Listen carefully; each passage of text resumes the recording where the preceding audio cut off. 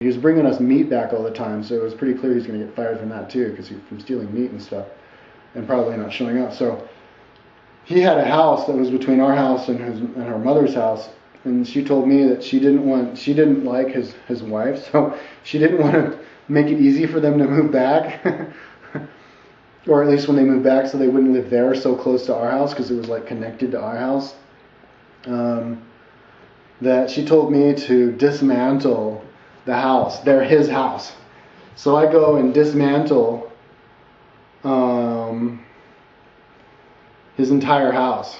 The corrugated stuff, the cardboard, the toothpicks, which is really easy because it's just made out of, 2x4s, cardboard that you could punch your hole through. I remember I saw her son, my wife's son, accidentally knock a broom into the wall and put a big hole in the wall.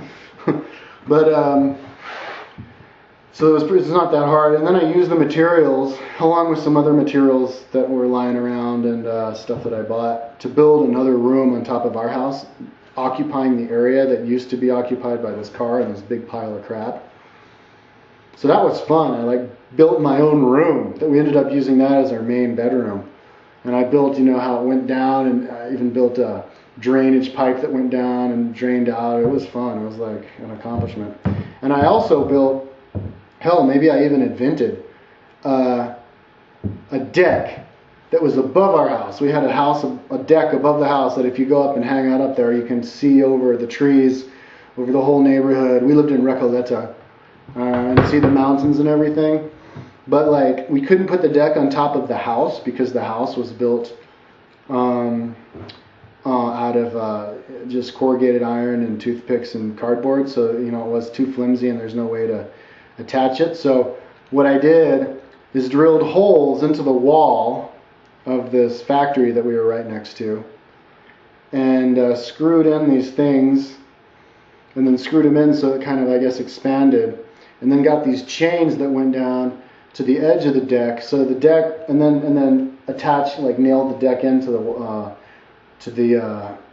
wall on the bottom to some iron thing that was stuck in there.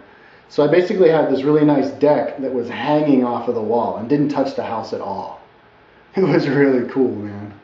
But I heard they had since taken that down. I don't know why. It would have been an awesome deck. So I hung out there some, doing stretching with her, and I lifted weights a couple times, but getting high. That was my place to hang out. That was really cool.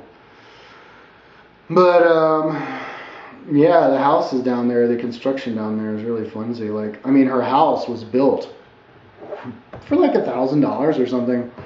But I guess she spent. Ideally, it would have been built for $1,000. I don't know how much she ended up spending in the end. She had it built there when she was living there with the father of her kid.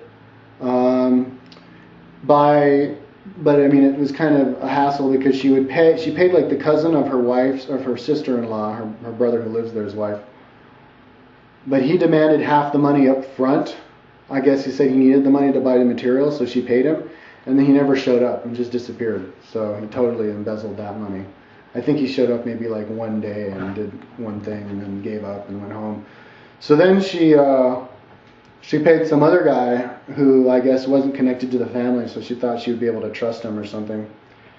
But he did the same exact thing. He demanded half the money up front, so she paid him, and then he never showed up.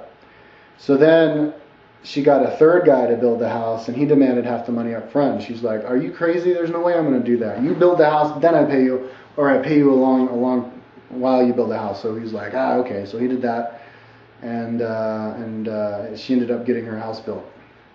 And it was really basic, only these guys didn't do the greatest job because you're supposed to nail the corrugated iron into the 2x4s on the top of the house, but these guys would nail it in, but they didn't screw it in, or they didn't nail it in with big nails like the way I did it. The way I did it, it was permanent.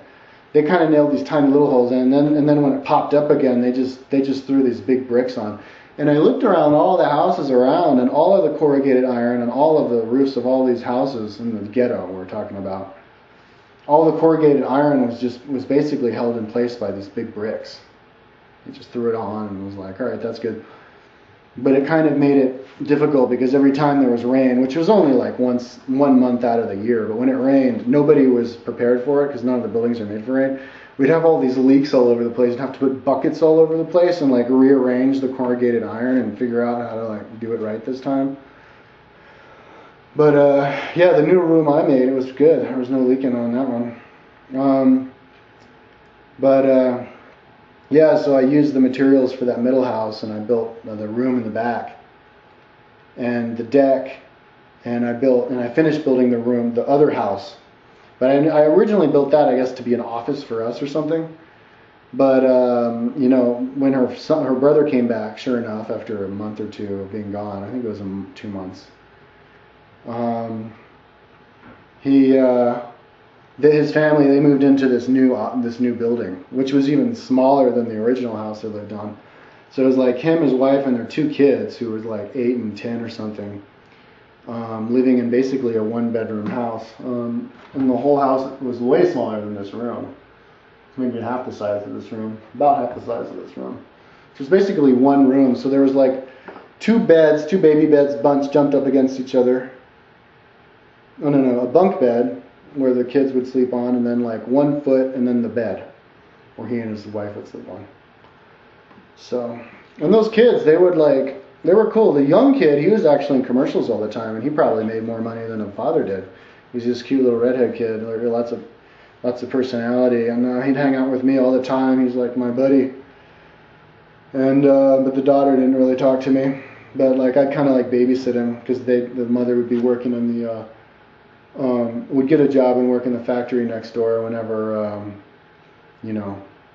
my wife's brother wasn't working because he was when he was like between jobs and stuff, because he'd have lots of problems with drugs. Like one time when I was there, he disappeared for like 3 days, so they knew that he was on one of the binges again because a bunch of stuff disappeared from the kitchen, appliances and stuff. So they went down to the ghetto, the projects, and found him passed out, like was totally zoned out with a bunch of like homeless drug addicts.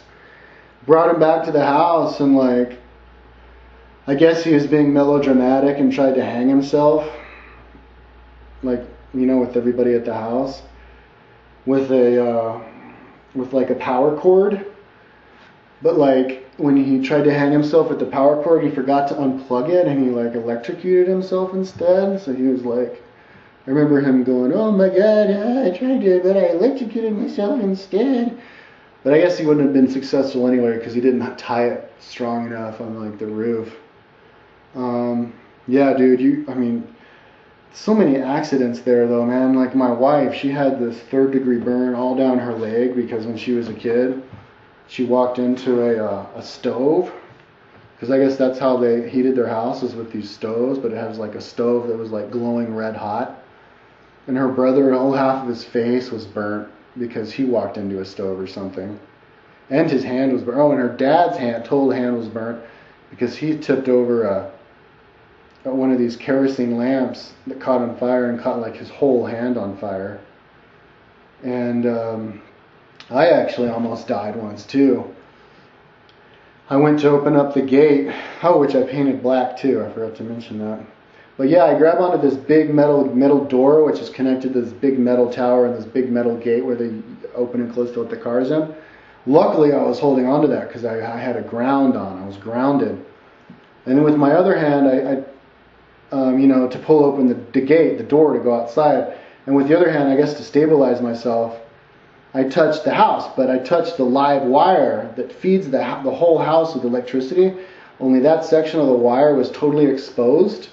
Because what people do is when they go there to do mechanics or electricians or whatever, to work on somebody's house, instead of like bothering to look around where the outlet is, what they do is and like my wife's father did the same thing, they just cut the sprocket part off of the power tools.